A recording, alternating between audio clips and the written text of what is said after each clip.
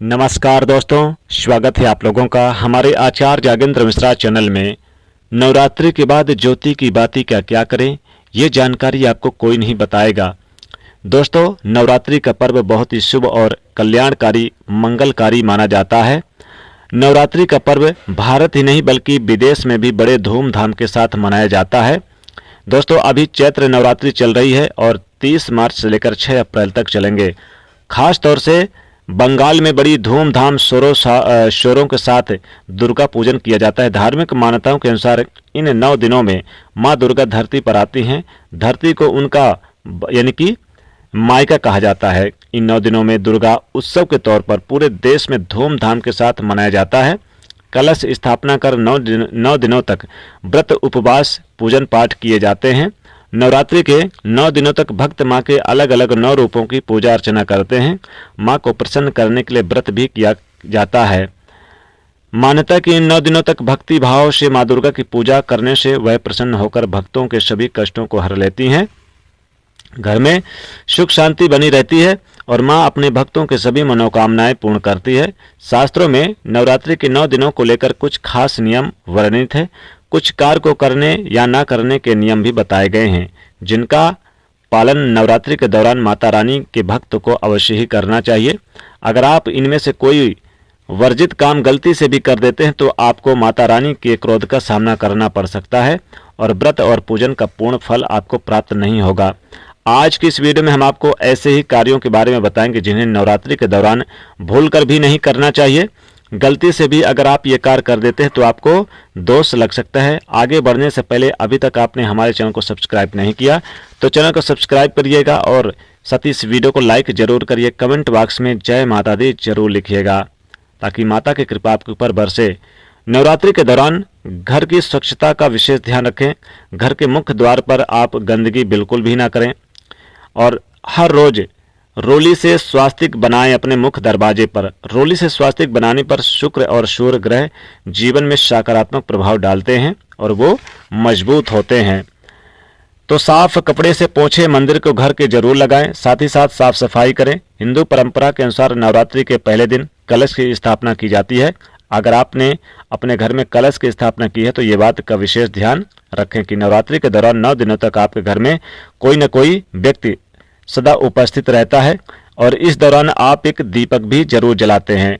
तो नवरात्रि में जो दीपक जलाते हैं इसका भी बहुत ही महत्व है। तो इसे नवरात्रि के बाद क्या करें, क्योंकि घट स्थापना के समय ही हम एक अखंड ज्योति जलाते हैं और ये अखंड ज्योति आपके जीवन में सुख समृद्धि लाती है।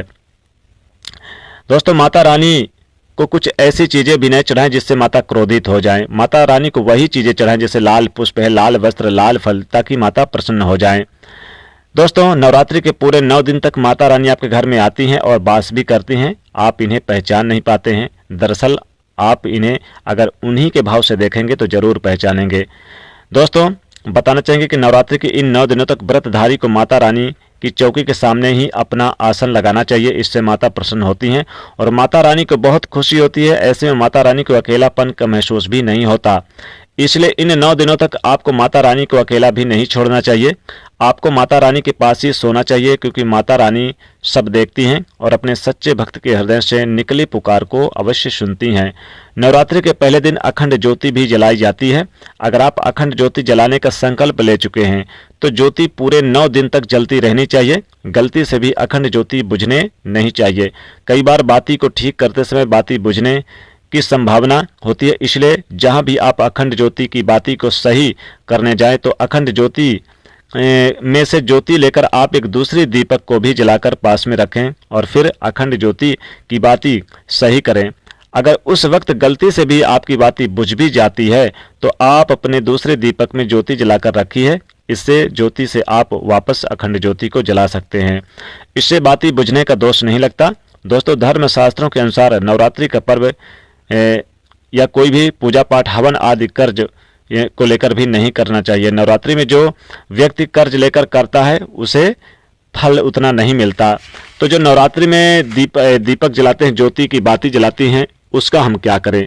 अब चूंकि 9 दिन तक तो जल चुकी है, 9 दिन के बाद हम क्या करें। दोस्तों, नवरात्रि की जो ज्योति की बाती है इसका बहुत ज़्यादा महत्व है।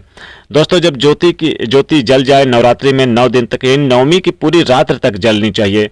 दशमी यानी कि अगले दिन आपको क्या करना चाहिए कि आप ज्योति की जो बाती बच जाए इसे बाहर नहीं फेंकना चाहिए, बल्कि आपके घर में अगर कोई बीमार है, कोई काफ़ी समय से रोगी है या वृद्ध है, कोई समस्या चल रही है शारीरिक स्वास्थ्य की परेशानी को लेकर, तो आप इस ज्योति की बाती में थोड़ा सा मौली धागा बांध करके थोड़ा सा टुकड़ा बना लीजिए, अलग कर लीजिए और उसमें मौली धागा बांधकर आप अपने बाजू बंद पे या कलाई पे पहन ले। दोस्तों, इससे रोगी को राहत मिलेगी, स्वास्थ्य अच्छा रहेगा, आपका स्वास्थ्य में सुधार होगा, लंबे समय से बीमार व्यक्ति भी स्वस्थ हो जाएगा।